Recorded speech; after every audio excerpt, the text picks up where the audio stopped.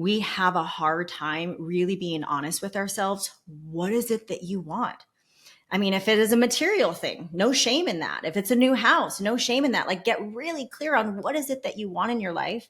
And does your business model, does your life align with the things that you want in your life? The first thing that I always tell the clients that I coach is, if we're going through like core values and things in the beginning of the coaching session, like, what are your core values? Gosh, I love fun. I love freedom. I love hanging out with my friends and family. I like to make time for this and that. Like, it's usually pretty standard that people say those things. And, I'm like, okay, well, let's take a look at your calendar. Like, are you scheduling fun? When is the last time that you hung out with your family? When did you have a date night? When have you done these things? And oftentimes it's missing a lot of that. So I think there's sometimes this misalignment with not knowing what we want and, not creating a life that is congruent with that.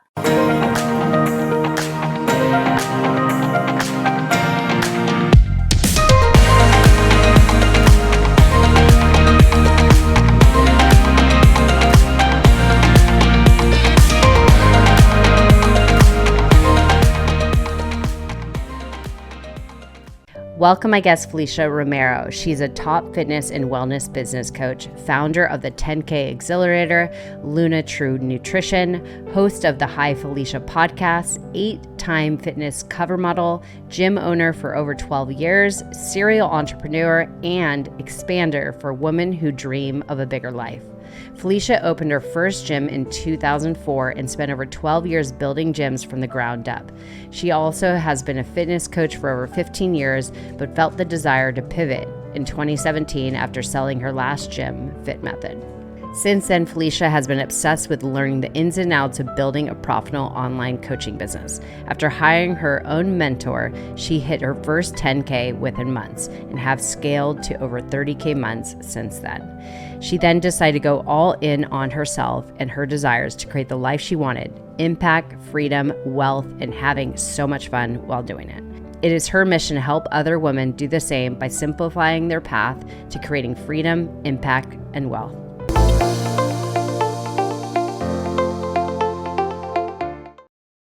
All right, everyone, welcome to another episode on Passion, Love, Pursuit podcast. I'm welcoming on Felicia Romero onto the show. I am so happy to finally connect. I feel like we've been in each other's sphere for a long time, and I've recorded with one of her best friends. And so it's been a long time in the making. And yeah, I'm excited to go into your journey as I'm learning more about you. I'm like, there's some synergy there, number one, but also I've just learned how, gosh, you've, number one, done so much. It's so inspiring.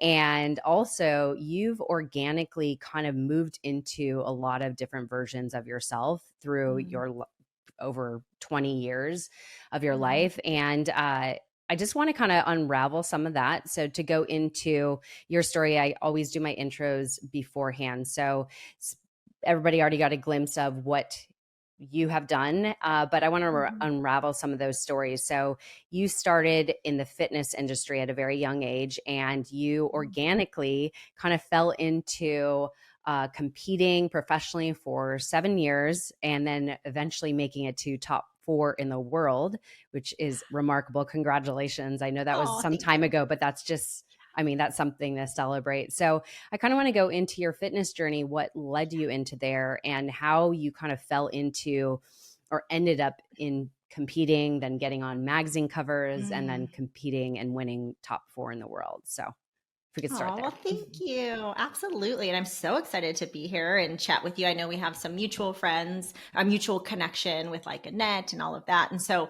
glad that we can connect on this platform. I love the podcasting platform, by the way, because it allows us to go deeper, right? Get to know someone's story on a deeper level. So just to kind of give those people overview, like for me, I did organically sort of like end up in these different places in my life that really stemmed from following my passion, right? And I know that your podcast is Passion, Love, Pursuit. It's like, gosh, what really lights me up and what's really exciting for me and what sounds really fun and what do I see myself doing? Now, I didn't know, what that meant at 20 years old. I just knew that, if I took action on this thing, I didn't know what the next step was going to be. And so back to my early 20s, I was actually going to college for law. So was getting my bachelor's in political science. I was studying law. I took my LSAT for law school, went to Arizona State, and I've always been an athlete. So I played softball at Arizona State. I was on a scholarship. So I've always been this like very driven person, and always had to know like what's coming next. And for me during that time, I had to really just follow my heart. And I remember in college, I came to this crossroads of, okay, I can go down this road of law because my mom really wants me to do that. My mom really wants me to do that. I come from a Mexican background. I would be the first to graduate in my family with any sort of degree. And there was a lot of pressure that was put on me from not only my family, but my mom specifically. And so, like, going down that road, I really felt like this isn't my plan. This is my mom's plan. And so during that time in college, I actually started training people out of my home. So I got my first taste of entrepreneurship when I was 21 years old, taking clients and training them in my garage. I got certified, personal trainer, but I had to make money. I moved out at 19. And so I've always been in that like hustle mode ever since I was in my early 20s. And so I remember like, gosh, I could apply to law school. I could go down that road, or I can continue training people. I didn't know where it was going to take me, but this really made me happy. And I found that it was something that came so natural to me, coaching. And I followed that route. And one thing that I do believe, Erica, is when we take action in any sort of way, it's going to create momentum, which then creates opportunity. Now, what that opportunity is, some of us don't know what that opportunity is. We don't even see it yet. It's like a lot of people want to see the whole staircase, but we really just have to take the first two steps. So that switch, that change, that decision at 21 years old to not pursue law and to go down this road of fitness was like a catalyst for everything that's happened in my life for the last 20 years, from, competing kind of organically, kind of, jumping into that. And that was, I think, for me, always being an athlete, I wanted to continue doing something in the athletic realm. And a lot of people at the gym were like, Felicia, you'd be so great at that. You should try it. And so I'm like, okay, cool. And I'm one that gives 110%. So I'm like, I'm doing it. And then again, action, momentum leads to opportunities. It led to an opportunity to then win my very first national show, first place. I was an IFBB pro now. Like, where do I go from there? I had no idea what that meant. But again, action, momentum, opportunity. I was in the right place at the right time. A scout from Muscle and Fitness, hers, came up to me after that show and said, we would love to shoot you in, Culver City, or they were at that time in Woodland Hills in California. And so went out, shot my first cover for Muscle and Fitness, hers. So again, moral of the story is like everything that's kind of this catalyst that's happened over the last 20, 25 years has been from taking some sort of action and, following the plan, keeping my head down, which then led to these amazing opportunities, and so that's really been my journey the last 20 years in fitness. And we can go down so many roads. And so I'd love to know what you want to chat about, but there are so many different like facets of my journey that we can really kind of chat about.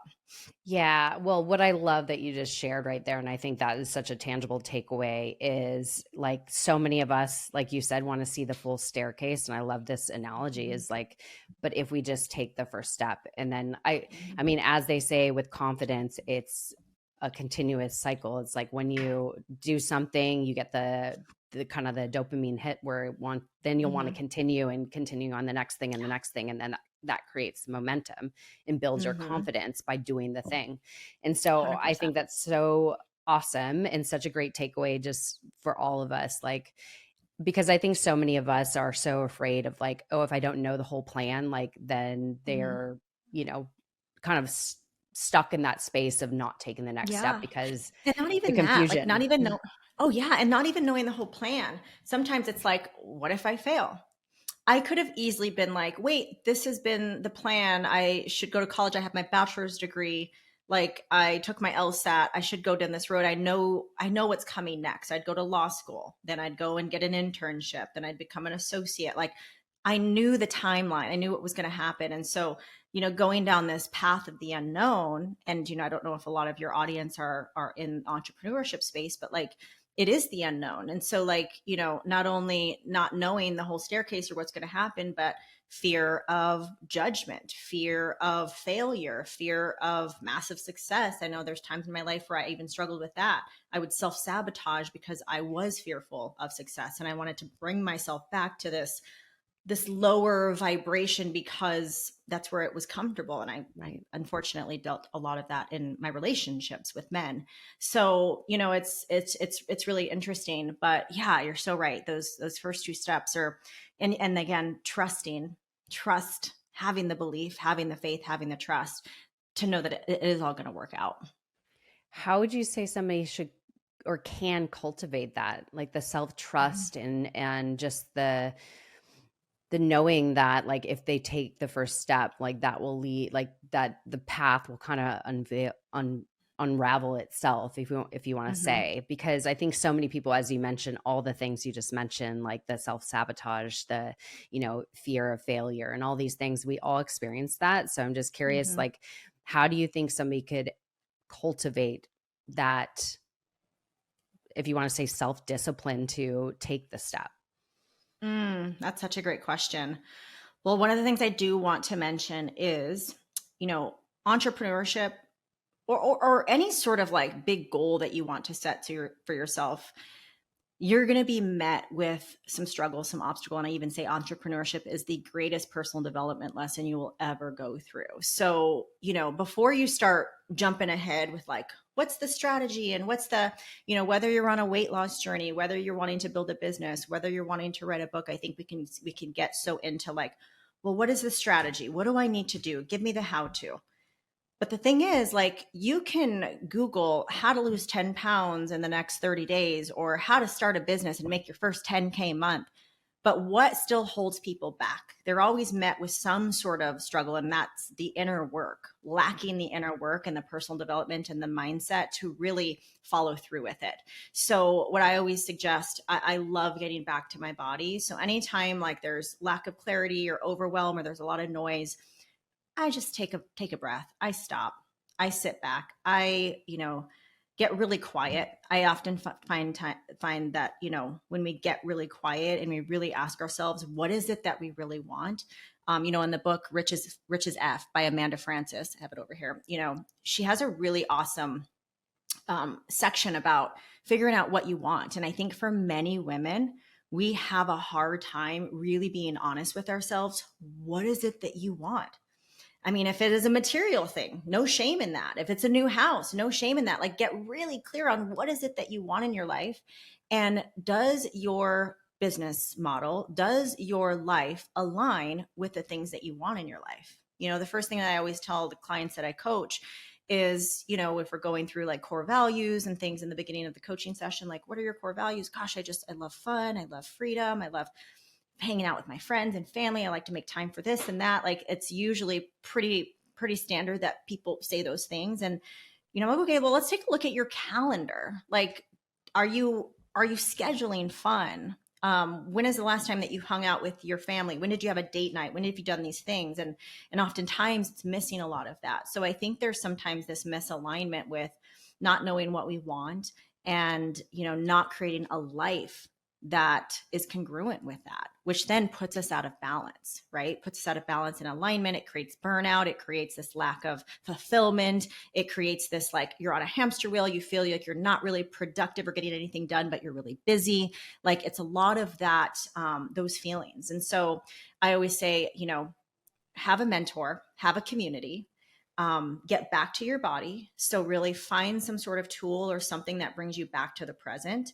That could be meditation. It could be, breath work. It could be movement, somatic work, and get really clear and take that time to figure out what is it that you want and start moving in the direction to build a life that is congruent with that.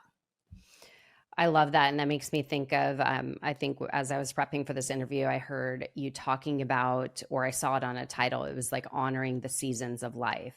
And I think Mm-hmm. that's something I would love to touch on a bit, because I know as we go through transitions, as we are talking about, like you've had many different transitions in your life, Mm-hmm. change in identity and all these shifts. Mm-hmm. And somewhat when you shift into a new identity, there's a death of old identity. And so that transition is kind of this season that you feel uneasy, you feel the stress, you feel like burnout and all these things. And so I think it's important, especially for entrepreneurs listening, is honoring those seasons of transitions and letting yourself be in that season. Like to be honest, in the last couple months, I've been in a season. And of course, the, type A personality, the driven, ambitious woman is like, okay, I got to get out of this season because I got to, do the next thing and I got to get on track.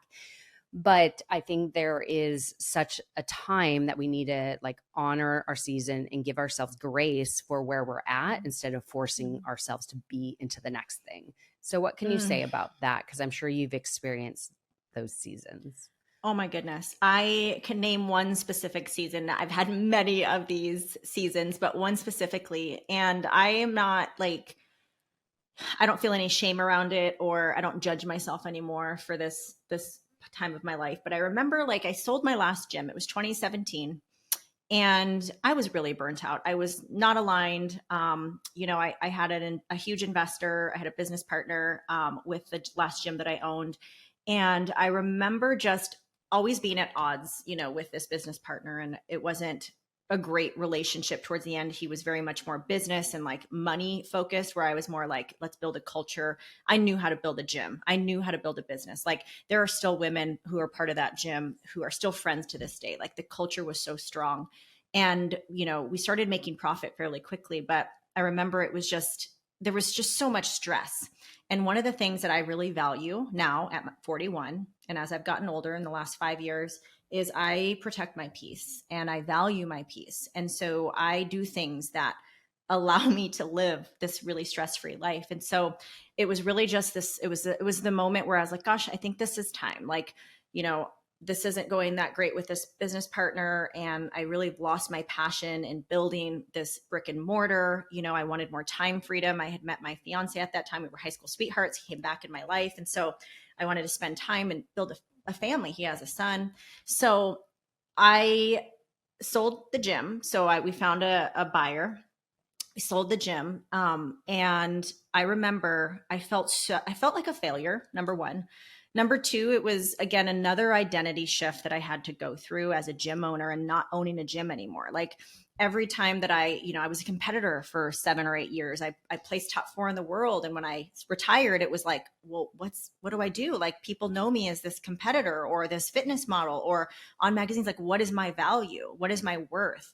How am I relevant? And so like shedding that gym owner title. And again, I have the experience, but it was very much like ego driven, right? Ego based. And so when I let that go, I remember I was really, I felt like, okay, I need to get at it again. I need to learn how to build an online business. And I kept coming up to these roadblocks of resistance and just wanting to create distractions. And again, saying yes to things that weren't really aligned, saying yes out of desperation or because I felt like I had to, which again, when we're making decisions from that scarcity place, it ends up costing us more, in the end. And so I was like, okay, I have to take some time. And I gave myself permission. I think it was like 5 or 6 months. And I felt shame around it at the time as being a very high achieving person, always on the go, always doing things. I remember just sitting on the couch and watching Netflix every day. And I remember my fiance would call me and he's like, hey, how's your day going? Like, what are you doing? I was like, good. I'm super productive. I'm doing all these things. Like I couldn't be honest with him because again, I've had this image of myself that I am this person that is always wanting to achieve and do things. And so sitting on the couch and watching Netflix, like what? Like, what are you doing? And so but I had to give myself that time. I needed to sit back. I needed to figure out, what I wanted to do. And obviously you get tired of sitting on the couch watching Netflix every day. It wasn't, this thing that was going to continue. It wasn't soul fulfilling. It wasn't soul fulfilling. No, but what happened was like, it allowed me to sit back, to take a breather, to, get rid of the noise and to just really figure out, Felicia, what are your next steps? What is it that really lights you up? And what is it that you want to do? And also know that, hey, if I don't want to pursue entrepreneurship anymore, I've been doing it now for the last 15 years. That's okay too. So I wrestled with all of those thoughts. And so, and so that was a season that I was in. Luckily for me, I do love to create. I don't love to sit in idle for too long. And, that's around the time as well. A year after that, I started my podcast. I launched my online fitness business. I started doing more corporate wellness. I started increasing my income and, built a really awesome online fitness business. And I still have my corporate wellness business that I run, that I've been running now for the last 7 years. So yeah, but I don't feel any shame talking about that now, but at that time I needed to do that in order to kind of pull myself out of that and to figure out what it is that I wanted to do and just honor that time, honor Yeah. that time that I was in. Yeah, I think it's such a beautiful thing. And I honestly think like the whole saying, like you need to slow down sometimes to speed up. And Mm-hmm. so true, because we need to check in like, yes, are we aligned? Like, is this the direction I actually want to go? And I think it's, yeah. And if you're going through a hard time, I know emotionally, like I was dealing with some things. And so I needed to process it. I needed to like get back in tune with myself. So I think, it's so key. And I think giving people the permission that it's Mm-hmm. okay to be in that space and then be able to Mm-hmm. like carry on forward from there when you're ready. And Mm-hmm. most likely it's going to be sooner than you think it's going to be. Mm-hmm. So, going Absolutely. back to your fitness career, because I want to kind of unravel a few things from there. So, you were in fitness competitions for about 7 years, which is a long, long time to be so disciplined and to go through the cycle of preparation, everything. My best friend is actually, I think she's going into her fourth competition. Mm. So, I know it takes like a good 4 month. Well, I'm sure it varies for everybody. Let's say 4 months prep and whatnot. You have to get into that habit again and that Mm-hmm. regimen. So I'm curious, in the 7 years competing, I know, there's healthy components of it and there's very unhealthy components of this. So I want to really Mm-hmm. go a little bit deeper into that. Like, I would love to know like the healthy components that you gain from it, and then what ended up being the unhealthy pattern or Mm. things that came from competing for 7 years. Yeah, absolutely. So to give people a little context on the competition world, and I was so green to it when I first started. I started competing in 2006, and so figure, which is what I competed in, as a division. So for those that don't know, there's the NPC, which is the National Physique Committee, which usually leads to you being able to become pro, an IFBB pro. So think like Arnold Schwarzenegger and like the Olympias, a Super Bowl of what we did. And so, but I didn't know any of that at the time. I just was like, oh, there's a competition and I like the discipline of it. Right. And um, so I started competing in 2006, completely green to the process. Didn't even know how to diet. I was like Googling online, like, how do you get ready for shows? Didn't have the money to like hire my first coach. I did all my own training. Wow. And, fortunately it was just, again, I had the genetics for it. I had the look for it. And so I did really well in the beginning, and turned pro at my first national show. And so in the beginning, it was a lot of fun. It's the camaraderie of the women. It's what really attracted me to it, which I would say is the positive things about competing is the discipline, the follow through, the having a goal, and literally being met with hunger, being met with obstacles, being met with your own mind saying like, you can't do this. And you have to, again, you're fighting through all of those things to get to this finish line. And that builds so much character. It builds resiliency. It builds discipline. And so I loved that part of it. I loved that aspect of it and what it's allowed me to do, because that's, it's a lot of times also that transfers over into other areas of life, business, and Absolutely. building the resiliency and being able to follow through with things that you promise yourself you're going to follow through with. And so I love that aspect. And so those are a lot of the positive things about it. The negative things about it that I wasn't really privy to right away. It wasn't until maybe year 3. And again, when you've been dieting, I've competed for 7 or 8 years. There was one time where I did 5 shows in a year. You're pretty much dieting the whole year. Yeah. Um, you know, what I wasn't expecting was someone who grew up in a normal family, normal childhood. We didn't talk about diet. We didn't talk about carbs. My mom, I never saw her talk about her body in a negative way. Again, we're come from a Mexican family, and like, so she, she Embrace it. shared her love with feeding us food. Like, that's the way she shared her love. And she loved her body. I remember her just like, I look good. Like, she just loved her body. So I was never, exposed to diet culture or hating of the body. But it wasn't until I got into the competition world, and probably year 2 and 3 is when I had my first binge eating episode. And when I say binge eating, for those that may not know, it's just not this like, oh, I had like 2 extra bowls of this, or I had some extra. Like, binge eating, like literally I'm eating an amount of food like that would scare you. Like, it was a binge eating episode where I was so full after I ate such a huge amount of food after, restricting for a certain amount of time. And I've never done that before. That scared me. I was like, what was that? I felt like I had just seen red, and there was no stopping me, like in the kitchen eating everything in sight. And I had never experienced anything like that before. And that was really the first instance incident, I should say, that led to years of restriction and binging. Restriction and binging. Not only that, being judged physically for all of those years, being judged on the flaws of my body. So, with someone who, for me, didn't realize it at the time, but who really put a lot of worth in her body and her looks, it only exasperated that, right? It only highlighted all of those feelings that I've already had inside of me, but it like put it on full blast. Like, whoa, I didn't realize, like, I really struggled with this. And now my identity, my worth, the way I feel about myself is all tied into how much body fat I have, how I look on stage. And that's a really tough way to live for that many years, because naturally our bodies are going to change, they're going to shift. It's not healthy to be that lean for that long. And so that really played with my mental health for many years, up until I retired.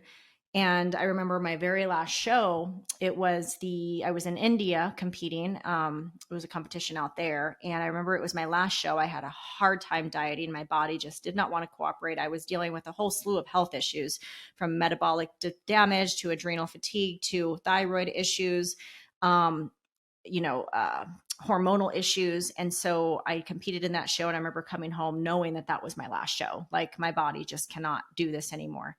And, that was again another death of the identity of what I knew and what people knew me as, and also like how I made a lot of my money, and so Course. it was a really, tough shift for me. But, it's one of those things where it's like, gosh, the longer I did it, I probably did it 2 years too long, Erica, if I'm being honest. But I couldn't quit because my identity was so wrapped up in it. I even own a gym at the time that trained competitors, right? So it's all I knew. It's my environment. I was around it. The women that I were my friends were always like, "What show are you doing? What are you doing here?" And so it's like I was surrounded with it, so I couldn't quite get out of it.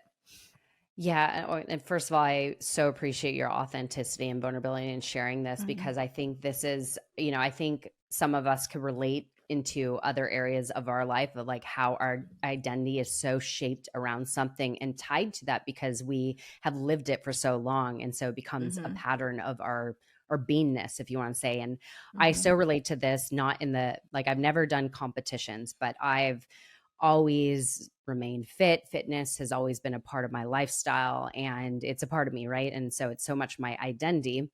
But there was, because I've been almost 20 years as a fit model, which is not a fitness model, but a fit model where I Mm-hmm. fit clothing and then mass produced for every size, so a live mannequin. And right now Mm-hmm. I still do it part-time. I don't ever talk about it, but 20 years being in it, imagine how much my identity has been tied to keeping the same exact size. And I know for Mm-hmm. myself, there was very much an unhealthy patterning at the beginning, because again, like, I have to keep the same size within a quarter inch, and especially my Mm-hmm. bottom half, which for women, that's challenging. Right. Yeah. And so Yeah. I was, doing all the diets back then. And, we're the same age relatively. I just turned 43, but back then dieting was really different than it is now. Like there was a lot of Yes. unhealthy things about dieting, a lot of things that were unknown that are now known. Like, for example, the sugar alcohols that were in every diet Mhm. food, which Mhm. destroys our gut. And Mhm. then the Yep. low carb, like all these things. And so I did it all, trying to stay the same size, and very much of my validation and identity, honestly, since I was in middle school, ironically. Mm. Uh, I think in fifth grade is when like I would get comments about my body. And so like that Mm. carried through. And ironically, then I land in this job, not expecting to. That's all Yeah. about my body. And so much of my validation and worth came from that. And Mhm. so now I have a very healthy relationship with my body. I don't do any sort of diet. I've really dialed Mhm. in to what is best for my body and what works. And I've been Mhm. able to maintain my physique. That's such a good place But, to be. and it takes time to get there. Mhm. And I think, Mhm. again, we have to go through certain things to learn what we need to learn so we could get to our best self, like really what, Mhm. feels right to us. And I think through your realization and the lessons you learn through competing, and then having kind of that breaking moment, if you want to say, in competing, where you realize like, hey, like my body's not responding to this anymore. And Mhm. so thank goodness you kind of answered that call and you understood like, okay, this is not Mhm. going down the right path anymore. So I need to pivot. Yeah. And it's, I could only imagine how challenging that pivot was and shift in Mhm. identity. As you mentioned, the aspect, your whole environment was around that. Even, Mhm. your whole business, the way you make money was around that, and your Mhm. friends. So what would you say to somebody, and again, touching on identity, is like, how did you begin to, number one, heal that relationship with food, and Mhm. also how you saw your body? Because I imagine you saw your body as a competitor, like this. Mhm. Because one thing about competing, which is insane to even think about it, and that's why I kind of relate to this, is the perfectionism. Like you Mhm. need to literally maintain like this body fat, look this way. You need like, and they Mhm. judge every inch of your body. And funny enough, same thing with fit modeling, is like it's literally based all on measurements and proportions and shape. Mm. And it's like Mhm. you have to have, because I've mostly fit denim jeans, so your Mhm. butt shape, like everything Yeah. has to be in the right proportion. And they judge you Yeah. on that. So it's like Mhm. it's really funny. So I've experienced that need to be perfect. Mhm. And nobody could hold up to that, but Mm. when it's part of your job, it's what you do. Yeah. But how did Yeah. you move from that identity, that environment, and be able to, and also the struggles you were having with food, the Mhm. binge eating, and Mhm. obviously your health issues? How did you then begin to heal that and change into the identity? Obviously, you've had many different versions of what you've shifted into. We're ever evolving, so it's Mhm. never like we're one thing. But how did you shift into a healthy identity? And Mm. that's a loaded question. I'm sure there's many I years. love this. No, this is such a great question. And I love to get into this because it usually is, people are always really shocked by the answer because, for a lot of people who are on their healing journey, again, fellow perfectionists, we want to have the plan. Like, okay, well, now you've been defined as this. Okay, you're struggling with hypothyroidism, or you're dealing with this, or you're struggling with this, or you're a binge eater. Like, we always want to define ourselves as a certain thing, right? And so, like, then want the answer to that. Well, how do we heal this, or what are the steps to get better with this? Like, we always want that step by step, that like, what's the next step? How do we get better from this? And so, some of the things that I did are I don't want to say shocking, but are usually just not what people are used to hearing. Like, well, this is what I did to kind of get out of this mindset. Or, like, for instance, when I struggled with I had gained a ton of weight after my shows because I was a binge eater. And I remember, for me, I'm like, okay, I need to get on another diet. I need to just jump on another competition diet to lose the weight that I just put on. And then I'll be okay. And then I'll be happy. And then I can start like living my life once I lose this weight. Right. And a lot of women put themselves in these shoes too. Like, oh, I'm not there yet. So I am going to wait till I get there in order to like find the love of my life, or in order to go after this business idea or whatever it may be.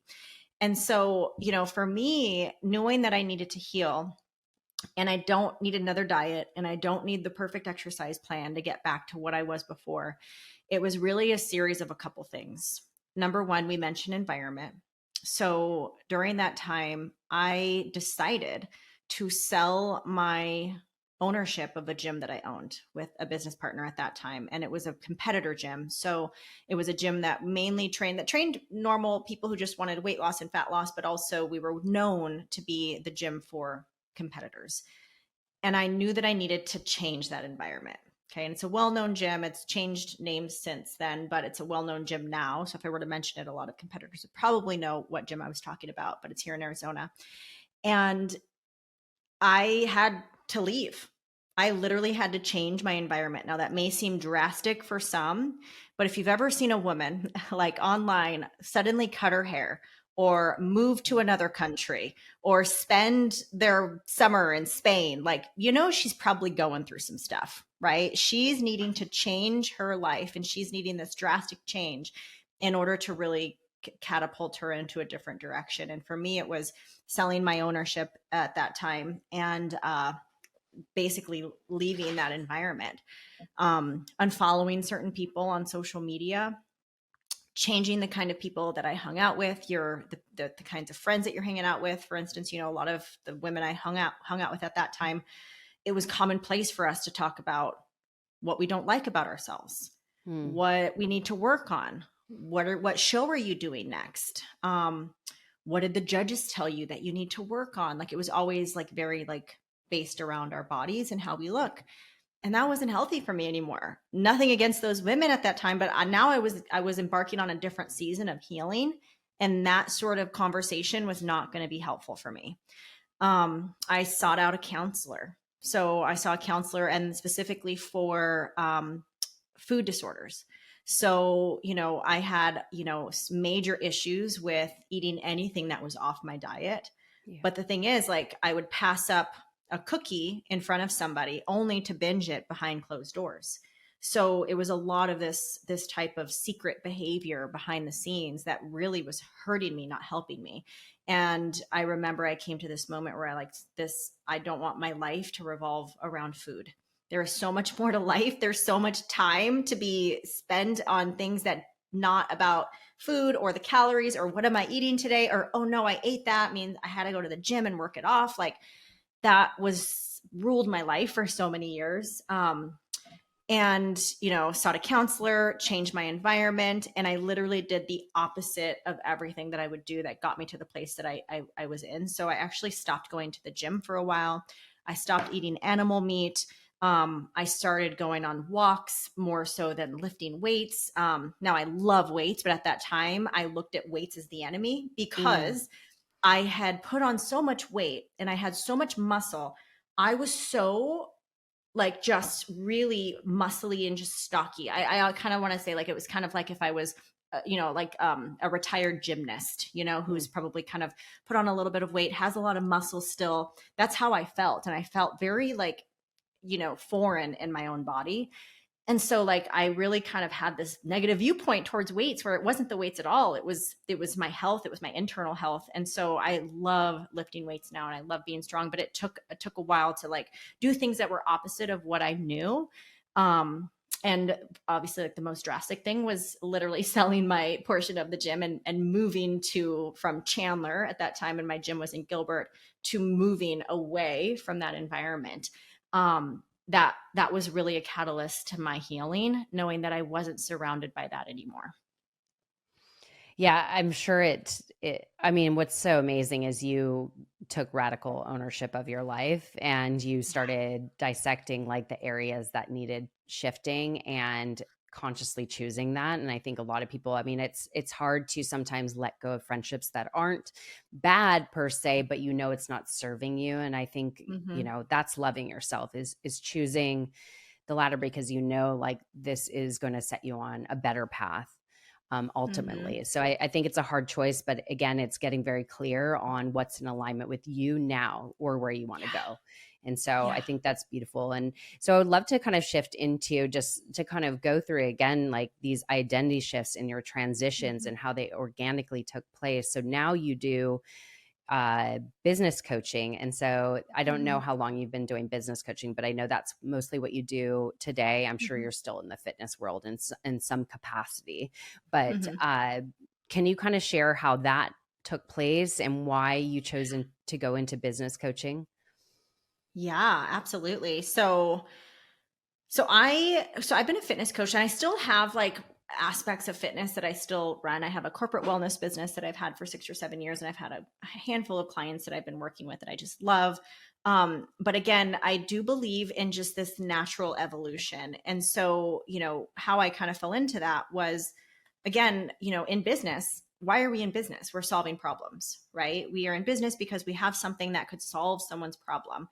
And, in 2018, 2019, I had a lot of times we tend to be followed by fellow acquaintances or people that are in our same industry that are following us. And so that time I had a lot of coaches that were following me, fitness coaches, and, they saw, what I was doing online when you're sharing a lot of your client success, or you're sharing your clients and you're sharing your business. They were really interested in, Felicia, how did you build your business? Like, you're doing really well, or you've had these things, like, wow, like, how did you do this? And so I was starting to get a lot of those questions. And more so, it was about a year of getting consistent feedback, or people pop into my DMs or asking me questions about, because I was really into mindset at the time. So my account was fitness based, but I was really also, I didn't feel comfortable like sharing what I ate. So I wasn't like the fitness coach that's like, this is what I'm eating for the day and this is my workout. It was really more like mindset work and sharing those sorts of posts and inspiration. And so naturally, I just started getting a lot of people who were inspired by that and wanted to know more about what I would do and how I built my business. And so that naturally gravitated me towards business coaching, because I remember this pivotal moment where I had this client, and I loved my clients. I absolutely loved my fitness clients. But what I realized, and it took a couple months, maybe longer, where, oh my gosh, I don't want, I want women to just, I want them to love themselves. I don't want them to worry about not making the weight of their goal weight on the scale that week. I got really tired of talking about macros. I got tired of talking about, why they didn't lose weight that week or what was happening. And, it really was draining for me. Right. It was really draining for me. And I think that's also a really good indication. Like, if you're not enjoying the thing that you're doing anymore, and it really feels like you're pulling teeth to get on this coaching call, and you're like, oh, I wish this person would cancel, or that's not serving me, it's not serving her. It's like, then I know that there's some sort of shift that needs to happen. And I started to kind of play with the idea of business coaching. So I remember launching kind of like a founders round. It was really low ticket, with, I think maybe like a dozen or 2 dozen coaches, putting them through sort of like a mini course of what building an online business, basically on how I built my business. And I really loved it. And I love talking business. And I already love talking about mindset and personal development. And it was just kind of this natural thing that I fell into. But again, it all came from solving a problem. And there was interest in it that really got me interested in then pursuing that. So, and then also too, I just got really tired of talking about macros all the time. I'm like, oh, I don't really want to do this anymore. Yeah. Now I love my corporate wellness. Corporate wellness is not based around giving people diets and meal plans or anything like that. It really is more incentivizing employees to, walking challenges and different challenges that I do with the different companies that I work with. So I've spoke at and done lunch and learns at companies like GoDaddy and American Express. And so I really love working with smaller companies between around 25, 30 employees, because then it's like a whole, people can get involved and I have access to the owner and the human resources person. So I really enjoy that. So that's kind of like the extent of how I'm involved in fitness now, but I don't work with people one-on-one anymore. Yeah. It's so great. I mean, I think what you said in there is like you is noticing those clues, like when something Mm-hmm. is just not feeling right, like to question that and Mm-hmm. take time and kind of sit with yourself Yeah. and get more clear on what would make you feel alive in what you're doing. Yeah. And so I think it's so beautiful, like really just checking in. And I guess, in a lot of your story, like you said, from the top of the episode is really following your heart and Mm-hmm. just getting just clear and aligned with what feels good for you and what do you see Mm-hmm. for your life. And so I think that like it's so empowering and it's so inspiring, your story, and again the many things you've been through in your life, and of course all the accomplishments. It's so inspiring. But like the big takeaways is like really following your heart, checking in, allowing that time for some space, the season that you're going through, and being comfortable changing into a different identity. Like you never need to stay the same. Like that's the whole point of life, is we're ever evolving and we get Mm-hmm. to shift into a new identity. And I think that's really the permission slip, honestly. I think in this whole episode is like you get to shift into a new identity. You get to release things that are no longer serving you, and you get to take responsibility for your life.